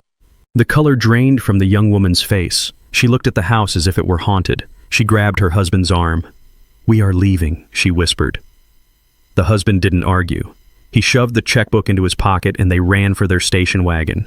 They peeled out of the driveway faster than Terrence had pulled in. Tiffany screamed. It was a primal sound of pure fury. She flew off the porch, her carefully constructed mask shattering. "You ruined it!" she shrieked. Her fingers curled into claws. "You ruin everything, you useless old leech!" She lunged at me, scratching at my face, drawing blood on my cheek. Terrence stepped in and slapped her hard. The sound echoed like a gunshot. "Shut up!" he yelled. "Get inside before the neighbors call the cops." He grabbed the front of my shirt and pulled me close, his breath hot and reeking of fear. "You pushed me too far, old man," he hissed. "The games are over. Tonight you sign those papers or you are going to meet Mom a lot sooner than you planned." The sun went down, but the heat stayed trapped inside the house like a fever. The air was thick, heavy with the smell of cheap whiskey and fear. Terrence didn't bother locking me in the bedroom anymore. He sat in the middle of the living room in my favorite armchair, the one Tiffany hadn't destroyed yet. On his lap lay a 12-gauge shotgun. It was old, rusted at the barrel, something he'd picked up at a pawn shop years ago for hunting trips he never took. He was cleaning it, running an oily rag over the stock with slow, deliberate strokes. The sound of metal on cloth was the only noise in the room, a rhythmic whisper of violence. He didn't look at me. He just stared at the wall, his eyes glazed and distant. He had stopped pretending. The mask of the grieving son, the concerned caregiver, it was all gone. What was left was a man pushed into a corner, a man who saw no way out but through me. I sat on the edge of my bed in the darkened room down the hall. The door was open a crack just enough to see the sliver of light from the hallway. I could hear Tiffany moving around in the dining room.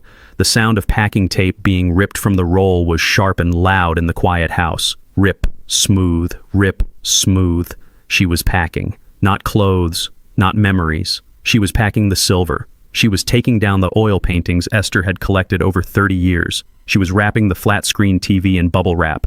I heard her muttering to herself a low stream of curses and calculations. She wasn't planning on sticking around to care for a senile father-in-law. She was liquidating. She was getting ready to run the moment the money hit the account.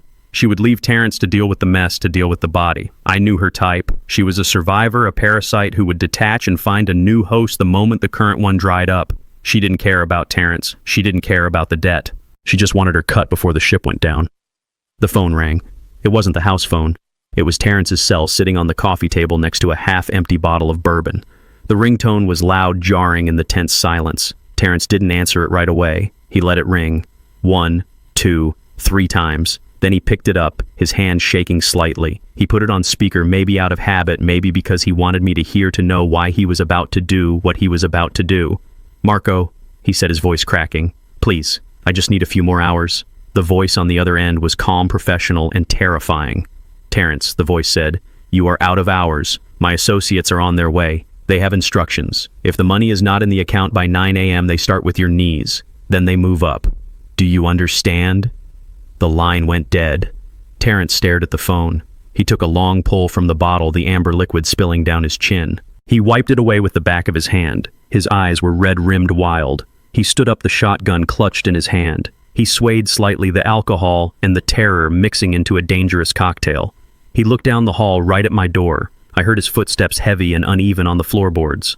He was coming. I reached under the mattress, my fingers brushing the cold steel of my own revolver. But I didn't pull it out. Not yet. I needed him close. I needed him to commit. The door to my room burst open, slamming against the wall with a force that cracked the plaster. Terrence stood in the doorway, silhouetted by the hall light. He looked like a monster from a child's nightmare.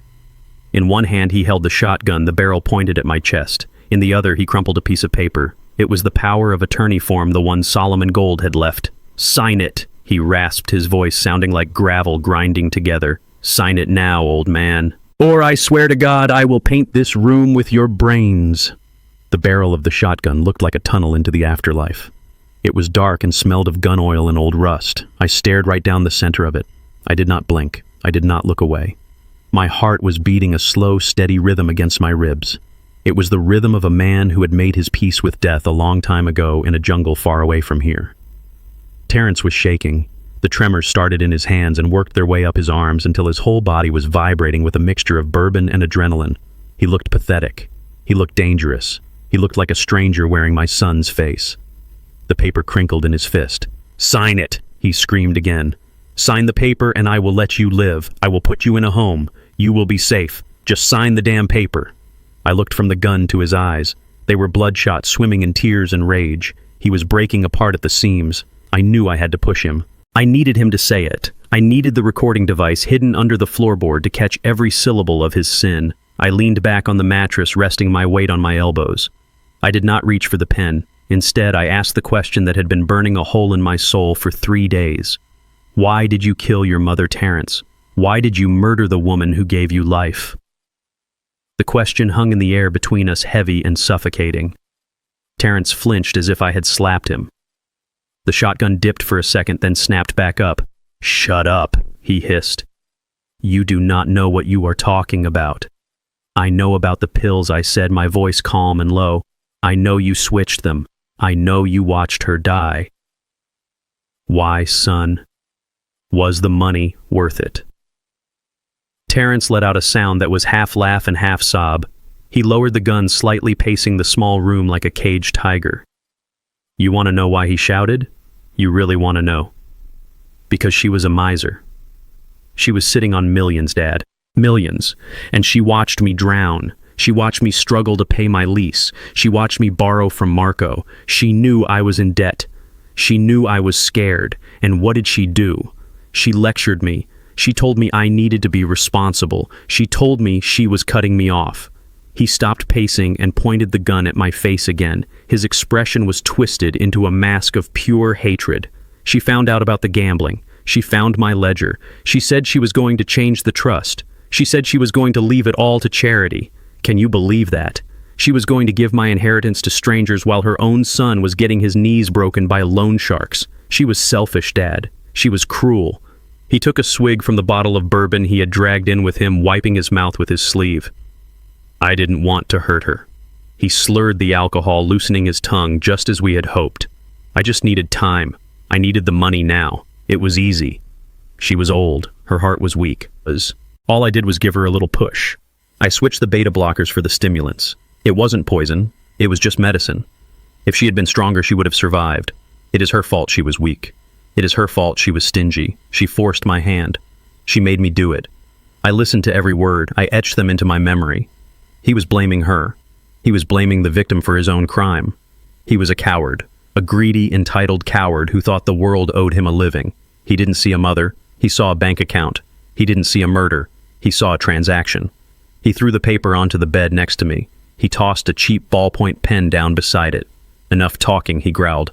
I am done explaining myself to you. Marco is coming at 9. I need this signed and notarized by my guy before he gets here. Sign it, old man. Sign it, or I swear I will pull this trigger and tell the police it was a suicide. I will tell them you couldn't live without Mom. It will be poetic. I looked at the paper. It was the power of attorney document giving Terrence full control over all my assets and future assets. It was the key to the kingdom he thought he had won. I looked at the pen. It was a blue Bic bitten at the cap. I reached out and picked it up. My hand did not shake. I felt a strange sense of calm wash over me. This was it, the final move. I sat up slowly, swinging my legs over the edge of the bed. Terrence took a step back, keeping the gun leveled at my chest.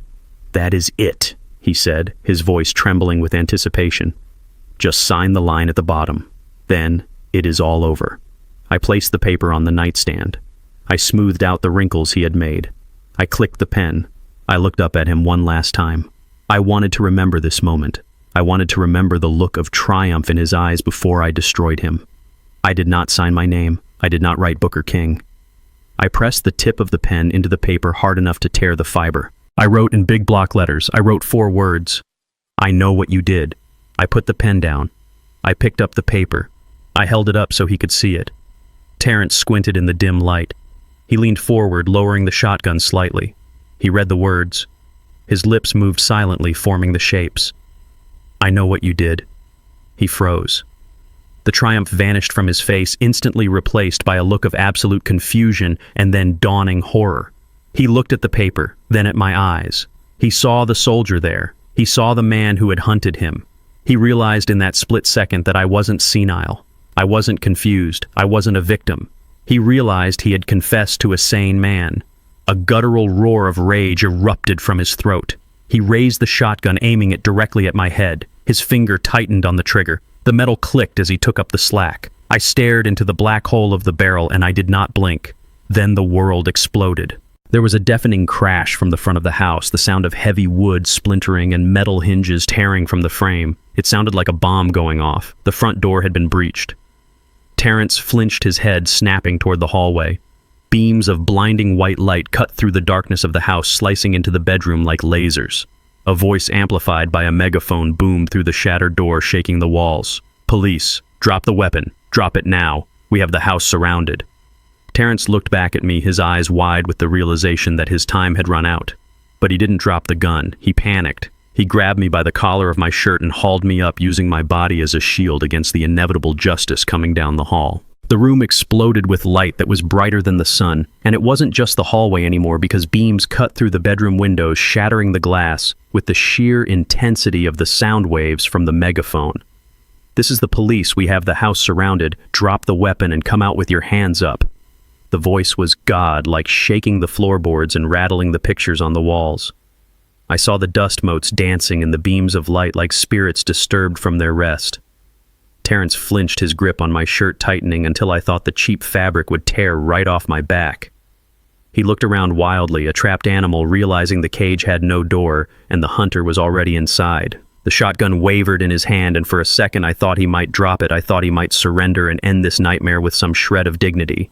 But desperation does strange things to a man. It turns fear into aggression and panic into violence. He didn't drop the gun. Instead, he screamed a raw, primal sound of denial that tore at his throat. He wasn't ready to give up his inheritance. He wasn't ready to face the consequences of his sins. The light blinded us both, turning the room into a high-contrast nightmare of shadows and glare, and I squinted against the brilliance, my heart pounding a war drum in my chest. This was it. The cavalry had arrived, and Thorne had kept his promise, but now I was in the line of fire, and the bullet was already in the chamber. I heard a commotion from the back of the house, a sudden crash, and the sound of shouting. It was Tiffany. I could picture it perfectly. She had probably grabbed the bag of silver and made a run for the kitchen door the moment the first siren wailed, because she was a survivor, a rat leaving the sinking ship before the water even touched her toes. But she didn't make it far. I heard her scream, a high-pitched shriek of indignation and terror that cut through the noise of the sirens. Then came a voice I recognized, and it wasn't a cop, it was Alistair Thorne. "Going somewhere, Mrs. King," his voice boomed, magnified by the silence between sirens. "I believe the police have some questions about a poisoned dog and a forged check." She was caught. Thorne had his private security team covering the exits. The police missed. There was no way out. Terrence heard it too. He heard his wife being cornered. He heard his world collapsing around him. He looked at me, and his eyes were void of anything human. They were black pits of panic. He spun me around, slamming my back against his chest, hooking his arm around my neck, cutting off my air. He jammed the barrel of the shotgun against my temple, and the metal was hot now, heated by his feverish grip. "Back off," he screamed at the empty doorway, his voice cracking with hysteria. "I will kill him. I swear I will kill him. Get back or I blow his head off." He dragged me into the hallway, using my body as a shield, my feet dragging on the carpet. I smelled his sweat acrid and sour. I felt his heart hammering against my back, a frantic, erratic rhythm. He was strong with the strength of the insane, pushing me toward the living room, toward the lights, thinking he could bargain his way out of a murder charge. "I want a car," he yelled at the windows. "I want a clear path or the old man dies." He forgot who he was holding. He forgot that before I was a warehouse manager, before I was a husband, I was a sergeant in a platoon that saw things no man should see. He thought he held a frail old man. He thought he held a victim. He was wrong. We stepped into the blinding white light of the living room, and the glare hit Terrence full in the face. He blinked, momentarily disoriented, his grip loosening just a fraction as he tried to shield his eyes from the assault. That was the mistake. That was the opening I had been waiting for. I didn't think, I didn't plan, I just reacted. Muscle memory buried under 40 years of peace surged to the surface, instant and lethal. I dropped my weight, suddenly making myself heavy as lead. As he stumbled forward to compensate, I drove my right elbow back with every ounce of strength I possessed. It connected perfectly with his solar plexus, a solid meat-on-bone impact. I felt the air leave his lungs in a wet whoosh. He doubled over the shotgun barrel, dipping toward the floor. I spun around, grabbing the barrel with my left hand and his wrist with my right. I twisted with a violent torque. A sharp snap echoed as his finger broke inside the trigger guard. He screamed in pain. I ripped the weapon from his hands and swept his legs out from under him with a kick that would have shattered a younger man's knee. He hit the floor hard, the wind knocked out of him. Terrence lay on the floor, gasping for air, clutching his broken hand, his face a mask of agony and shock. I stood over him. The shotgun felt natural in my hands, heavy and familiar, like an old friend returned. I pumped the action, ejecting a shell that spun through the air in slow motion and clattered onto the hardwood. I leveled the barrel at his forehead. He looked up at me, and for the first time he saw the truth. He saw the father who had protected him, and the soldier who could end him. I tightened my finger on the trigger. The rage was a roaring fire demanding blood. Then the front door burst inward with a shower of splinters. Men in tactical gear swarmed the room, weapons raised. "Mr. King, don't shoot," a voice shouted. "Drop the weapon.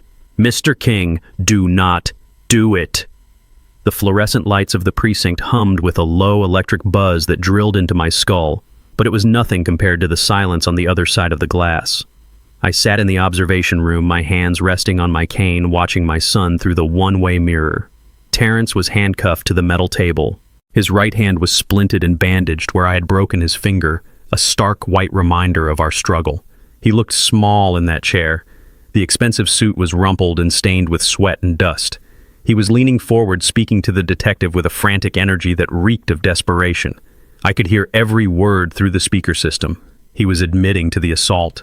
He admitted to threatening me with the shotgun. He called it a breakdown. He called it a moment of grief-induced insanity.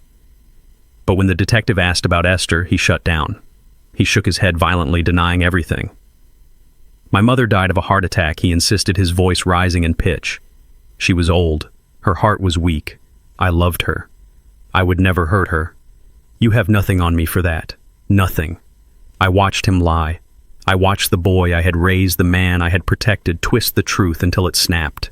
He thought he was smart. He thought that without a body, without a weapon, he could talk his way out of a murder charge. He thought the threats in the house were just words against words. He didn't know about the floorboard. He didn't know about the technology of a bygone era that had been recording his every breath. The door to the interrogation room opened, and the air in the observation booth seemed to get colder. Solomon Gold walked in. He didn't look like a lawyer in that moment. He looked like an executioner in a three-piece suit. He carried no briefcase. He held no files. In his hand, he carried a single object. My old Nokia brick phone. It was scratched and worn, a relic from a time when phones were tools, not toys. Terrence looked up at him, his eyes narrowing in confusion. "Who are you?" he demanded. "I want my lawyer." Gold didn't answer. He didn't sit down. He walked to the table and placed the phone in the center of the metal surface. The device looked out of place like a stone on a dinner plate. Gold pressed a button. The screen glowed a dull green. He looked at Terrence, and for the first time I saw fear flicker in my son's eyes, a primal understanding that the trap had snapped shut. Gold pressed play. The audio was tinny but crystal clear in the acoustically tiled room. My voice came through first calm and steady, asking the question that had started it all. "Why did you kill your mother, Terrence?" Then came the silence. And then Terrence's voice filled the room. It was the voice of the man in the bedroom, the voice of the monster. "Because she was a miser. She was sitting on millions, Dad. She forced my hand. I switched the beta blockers for the stimulants. It wasn't poison. It was just medicine. If she had been stronger, she would have survived." Terrence stopped breathing. He stared at the phone as if it were a venomous snake coiled on the table. The color drained from his face, leaving him gray and ashen. The recording continued, playing his justification, his blame, his confession. Every word was a nail in his coffin. He slumped back in his chair, his mouth opening and closing, but no sound came out. He looked at the mirror. He looked right at where I was sitting. He couldn't see me, but he knew I was there. He knew I had played him. He knew that the senile old man he had tried to rob had been 2 steps ahead of him the entire time. Gold stopped the recording. He didn't say a word. He just picked up the phone, turned around, and walked out of the room, leaving Terrence alone with the echo of his own sins. My son put his head on the table and began to sob. It wasn't the crying of a remorseful man. It was the weeping of a man who realized his life was over. The door to the observation room opened and Detective Johnson stepped in. He looked tired, but satisfied. He held a file in his hand. He nodded toward the glass where Terrence was now rocking back and forth. "We have him, Mr. King," he said quietly. "That recording is admissible. It proves premeditation. It proves motive. But that is not all." He opened the file and laid a transcript on the console in front of me. "We have been questioning your daughter-in-law in the next room. She didn't hold up as well as he did. The moment we told her we had the recording of Terrence, she cracked. She is singing like a canary to save her own skin. She confessed to everything, Mr. King. She admitted to opening the credit cards in your name. She admitted to the identity theft. She admitted to poisoning the dog to test the powder. And most importantly, she gave a sworn statement that she witnessed Terrence throwing away the real heart medication and replacing it with the stimulants. She said he bragged about it. She said he called it the perfect crime." I looked down at the transcript. Tiffany's words were there in black and white, confirming every horror I had suspected. She was throwing him to the wolves to get a plea deal. There was no loyalty among thieves. There was no love in that house, just greed and survival. I felt a heavy weight settle in my chest. It was the finality of it. My family was gone. My wife was murdered. My son was a killer. My daughter-in-law was an accomplice. I was the last one standing in the ruins of the King legacy. Detective Johnson cleared his throat. He looked uncomfortable, shifting his weight from one foot to the other. He closed the file and looked me in the eye. "There is one more thing, Mr. King," he said, his voice grave. "The recording and the testimony are strong. But to secure a conviction for first-degree murder beyond a reasonable doubt, we need physical evidence. We need to prove that the stimulants were in her system. We need to prove that it wasn't a natural heart attack. I knew what was coming. I had known it since the moment Thorne showed me the photos, but hearing it out loud didn't make it any easier. We need to exhume Esther's body, Johnson said softly. We need to run a toxicology screen. I know this is asking a lot. I know you just buried her. But we need your permission to bring her back up. I looked through the glass at my son. He was broken, defeated, but he was still alive. Esther was in the cold ground because of him. She didn't get to say goodbye. She didn't get to see Paris. She died scared and betrayed in her own kitchen. If bringing her up meant keeping him down, then it was what I had to do. I gripped my cane. I thought of the woman who had stood by me for 45 years. I thought of the justice she deserved. Do it, I said, my voice hard as stone. Dig her up, find the poison, and bury him with it. The morning they dug up my wife, the sky was the color of a bruise. I stood at the edge of the cemetery plot, leaning heavy on my cane while the machinery roared. It was a profane sound, a backhoe tearing into the earth where I had laid her to rest only a week before. Every scoop of dirt felt like a physical blow to my own body. I had spent 45 years protecting Esther.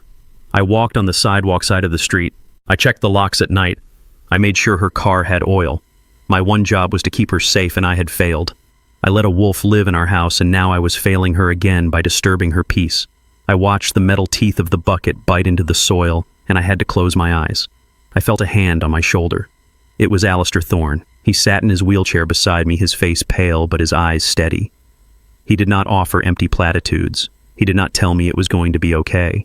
He just sat there bearing witness to the horror, because he loved her too. We waited in the cold morning air until the casket was raised. It looked wrong in the light of day, muddy and scarred. They loaded it into a white van without ceremony. I followed that van to the medical examiner's office, driving my truck with a numbness that spread from my fingers to my heart.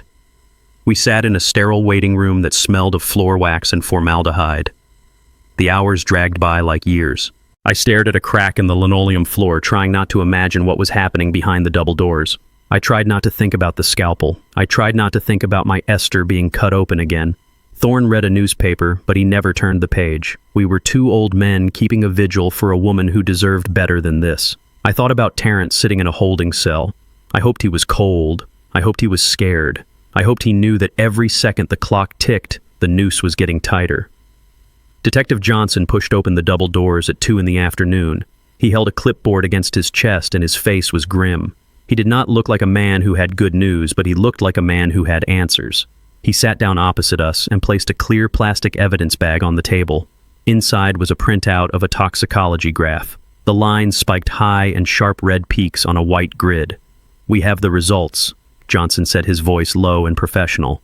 The medical examiner found massive concentrations of ephedrine and caffeine in her blood work, along with traces of a synthetic amphetamine usually found in diet pills from the 90s. It was not a natural heart attack, Mr. King. Her heart didn't fail. It was exploded.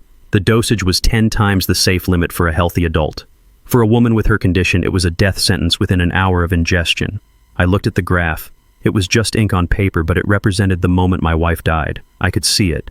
I could see her taking her morning pills, trusting they would keep her alive. I could see her feeling the racing pulse, the panic, the tightness in her chest. I could see her reaching for the phone that Terrence had likely unplugged. Johnson tapped the paper. "We ran a comparison against the residue found in the vial your investigator pulled from the trash. It is a match. A perfect chemical match.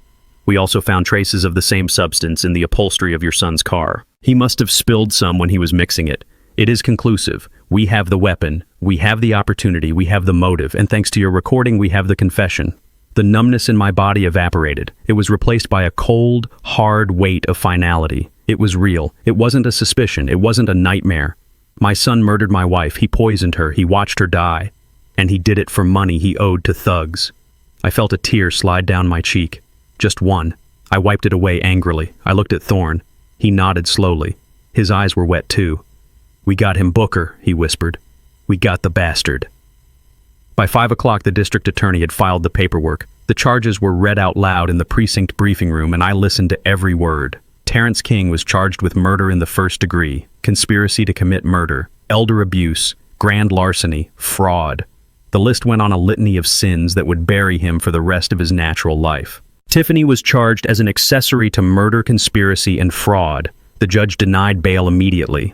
They were deemed flight risks. They were deemed dangers to society. They were remanded to the county jail until trial. I saw them on the news that evening. They were doing the perp walk.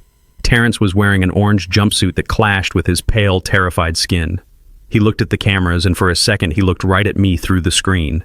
He didn't look arrogant anymore. He looked like a child who realized the dark was real. Tiffany was crying, hiding her face with her hands. Her hair was a mess. Her designer life was over. They were going to die in prison. It was justice. But it didn't bring Esther back. It didn't fill the empty side of the bed. It just closed the book on the ugliest chapter of my life. I sat in the waiting room of the station feeling empty. The adrenaline was gone, leaving me hollowed out. I was an old man with no wife and no son. I was alone. Solomon Gold walked in. He looked fresh despite the long day. He carried a thick manila envelope under his arm. He sat down next to me. "Mr. King," he said softly, "the legal matter of the criminal case is now in the hands of the state, but there is still the matter of the estate." I looked at him wearily. "I don't care about the money, Solomon. Burn it. Give it away. I don't want a dime of the money that killed her." Gold shook his head. "You need to see this." He opened the envelope and pulled out a document bonded in blue paper. The will we showed Terrence was a draft. It was a decoy designed to flush him out. Esther wrote another one, a final one. She wrote it the day she hired the investigator. She knew Booker. She knew it might come to this. She left instructions that were only to be revealed once the threat was neutralized. He placed the document in my hands. It was heavy. "Read it, Booker. Read what she really wanted."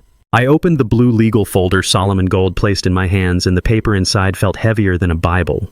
It was not the cold-typed text of a standard will. The first page was a handwritten letter on the creamy stationery Esther kept in her vanity drawer for special occasions. I recognized the slant of her penmanship immediately, the way she crossed her T's with a little flourish.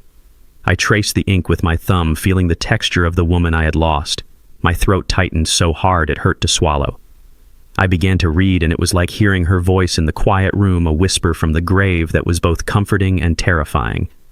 "My dearest Booker," she wrote, "if you are reading this, it means I am gone, and it likely means I did not go peacefully. I have kept secrets from you, my love, not because I did not trust you, but because I wanted to protect you. I wanted you to live a simple life, a life without the burden of wealth and the vultures it attracts. But I failed, Booker. I failed because the vulture was already in our nest. I have watched our son Terrence change over the years. I watched him turn from a sweet boy into a man consumed by envy and greed. I saw the way he looked at us, not with love, but with calculation.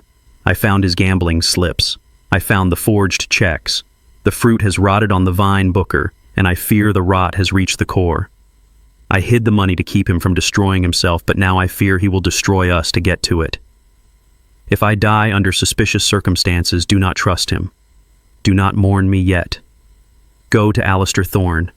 He holds the key to everything. He is the only one I trust to help you navigate the storm that will follow my death. I love you, Booker. You were my soldier in life, and I know you will be my soldier after I am gone. Fight for us. Fight for the truth." I lowered the letter. A single tear escaped my eye and landed on the paper, blurring the word, soldier. She knew. She had lived in terror in her own home, watching her son turn into a monster, and she had faced it with a quiet dignity that broke my heart. She had prepared for her own murder because she knew Terrence better than I did.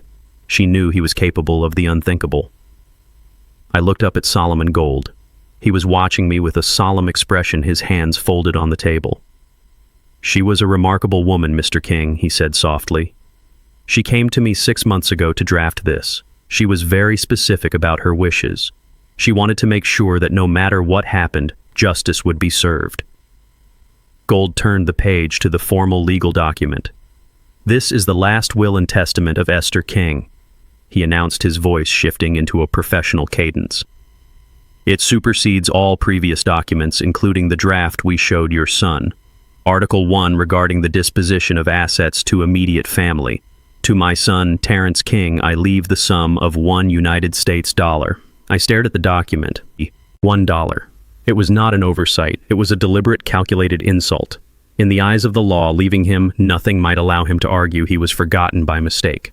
Leaving him $1 meant she remembered him. She considered him, and she decided that was exactly what he was worth. It was a final slap in the face from the grave, a message that she saw him for exactly what he was. Article 2 Gold continued. To my daughter-in-law, Tiffany King, I leave absolutely nothing. I leave her with the knowledge that her greed yielded no reward. Article 3 regarding the residuary estate. To my husband, Booker King, I leave the entirety of my estate real and personal.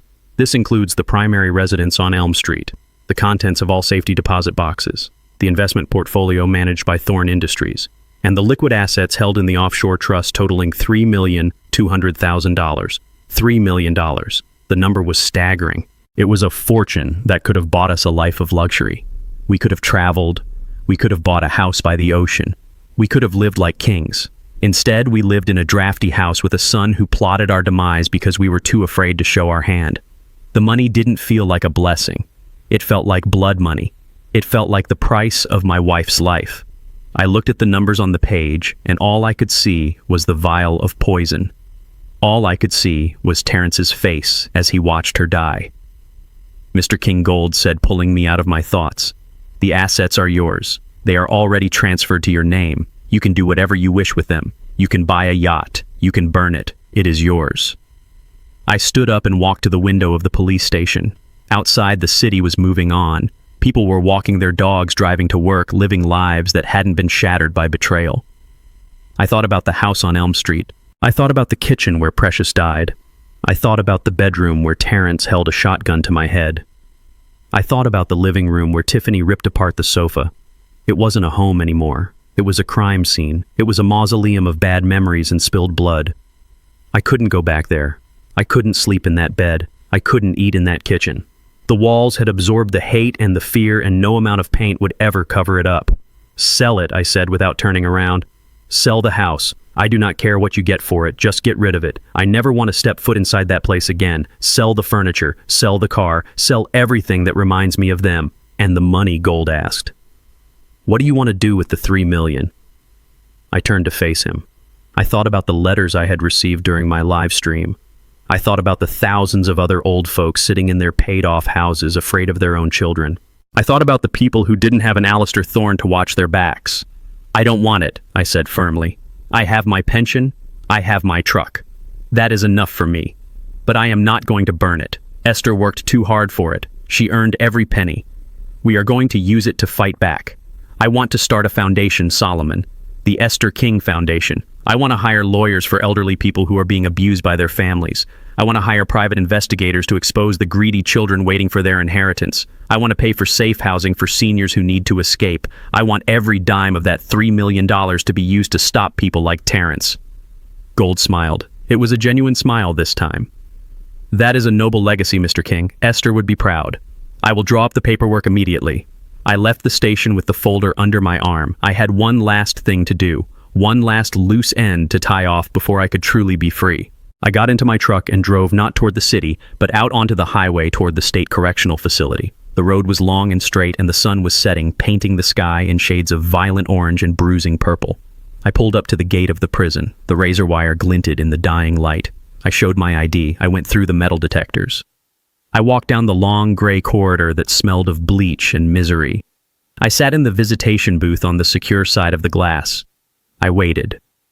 5 minutes later, the door on the other side opened. A guard let him in. Terrence was wearing an orange jumpsuit that hung loose on his frame. He had lost 20 pounds. His head was shaved. His eyes were hollow, sunk deep into his skull. He looked broken. He looked like a man who had stared into the abyss and fallen in. He sat down and picked up the receiver. His hand was shaking. "Dad," he whispered, his voice cracking. "Dad, you came."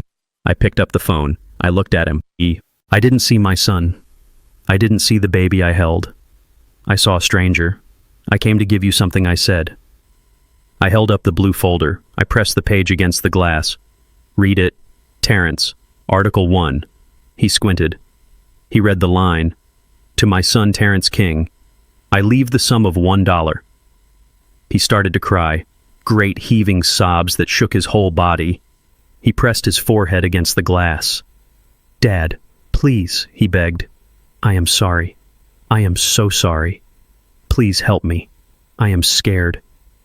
I watched him cry. I felt nothing. The well was dry. I stood up. I reached into my pocket and pulled out a single crisp $1 bill. I slid it through the slot in the metal tray. "Here is your inheritance, son," I said. "Don't spend it all in one place." I hung up the phone. I turned my back on his weeping face. I walked out of the prison and into the cool night air. I took a deep breath. For the first time in months, my lungs filled completely. I was alone. But I was free. The glass partition in the prison visitation room was smeared with fingerprints and the grease of 1,000 desperate foreheads, but through it I saw my son clearer than I ever had in my life. Terrence clutched the single dollar bill I had slid through the tray as if it were a lifeline. His tears had stopped leaving tracks through the grime on his face. Now his eyes were wide with a frantic, realizing panic. He pressed his face close to the glass, his breath fogging the surface. "Dad, listen to me," he pleaded, his voice tinny through the receiver. "You have to help me with a lawyer. The public defender is useless. He says I am looking at life without parole. You have the money now. You have millions. Just get me a good attorney. We can fight this. We can say it was an accident. We can say I was under duress. Please, Dad. You cannot let your own son rot in here." I looked at him. I looked at the man who had poisoned his mother. I looked at the man who had held a shotgun to my head. I looked for a spark of the little boy who used to run to me when he scraped his knee. I looked for the teenager I taught to drive. I looked for the young man I walked down the aisle. They were all gone, consumed by the creature sitting in front of me. He wasn't asking for forgiveness. He was asking for a bailout. He was still trying to hustle me. He still thought I was the mark. I leaned forward. My voice was calm, devoid of the rage that had fueled me for weeks. "I am not your dad," I said simply. "Your father died that night in the bedroom. He died when you pointed a loaded weapon at his chest. He died when you decided a gambling debt was worth more than his life. The man sitting here is just a witness to your crimes." Terrence recoiled as if I had struck him. His mouth opened and closed, but no sound came out. He looked at the dollar bill in his hand, then back at me. Hate began to replace the fear in his eyes, a pure, venomous hatred. "I hope you die alone," he spat.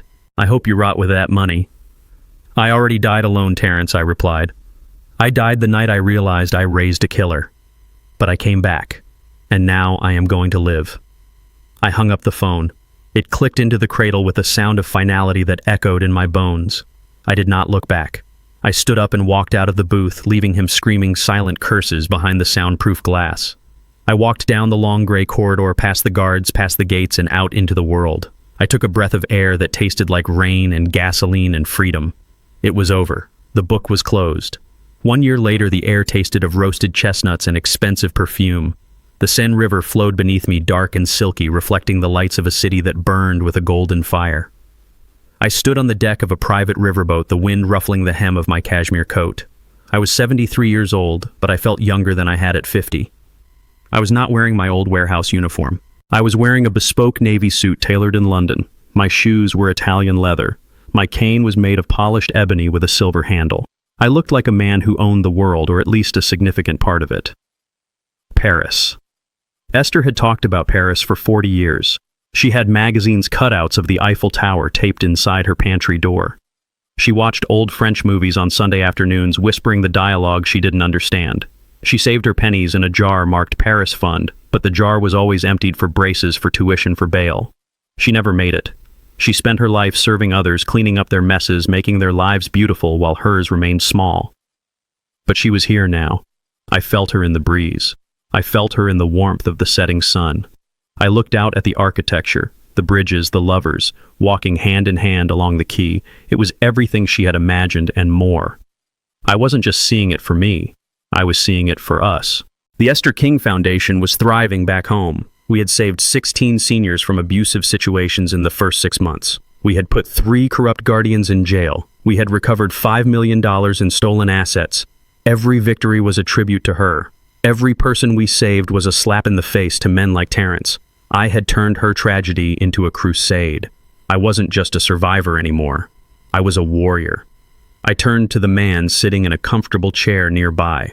Alistair Thorne raised a glass of vintage Bordeaux. He looked healthier than he had in years, the fresh air doing him good. He had become more than a boss, more than an ally. He was my brother in arms. We fished together on weekends. We argued about baseball. We shared the silence of men who knew the cost of peace. "Ready, Booker?" he asked softly. I nodded. I reached into the inner pocket of my coat and pulled out a small velvet pouch. It didn't contain much, just a handful of ash. The rest of her was resting in a beautiful mausoleum back home. But this part belonged to the world.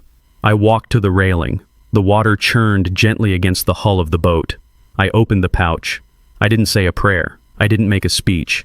Esther didn't need speeches. She knew what was in my heart. I tilted the pouch. The gray dust caught the wind swirling for a moment in the golden light before settling onto the surface of the river. It drifted away, carried by the current toward the sea, toward adventure, toward eternity. "Go see the world, my love," I whispered. "You earned it." I watched until the last speck disappeared into the dark water. A profound sense of lightness washed over me. The knot of grief that had lived in my chest for a year finally loosened. She wasn't gone. She was just everywhere. I turned back to Thorne.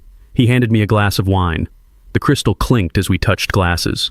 A sound of celebration, not mourning. "To Esther," Thorne said. "To Esther," I replied, "and to justice." We drank. The wine was rich and complex, like the life we had lived. I looked up at the sky where the first stars were beginning to appear over the city of lights. I thought of Terrence in his cell staring at a concrete wall. I thought of Tiffany working in a diner trying to pay off her fraud restitution. I thought of the past, but then I let it go. I smiled. It wasn't the grim smile of a soldier. It wasn't the sad smile of a widower. It was the smile of a man who had walked through fire and come out the other side with his soul intact. "We are free, Esther," I whispered to the wind. "We are finally free." The screen fades to black, leaving only the sound of the river flowing toward the sea. This journey taught me that sharing blood doesn't mean you share a heart. For years I excused my son's greed, mistaking his manipulation for misguided ambition. I learned the hard way that true family isn't inherited. It is built through loyalty, respect, and unwavering support. I found more brotherhood in a former stranger than in the child I raised. We must stop excusing abuse just because it comes from relatives. Never set yourself on fire to keep someone else warm. Sometimes the ultimate act of self-respect is cutting the toxic roots of your family tree to finally let the light back in. If you believe justice was served, hit that like button and tell me in the comments, would you have left Terrence $1 or nothing at all?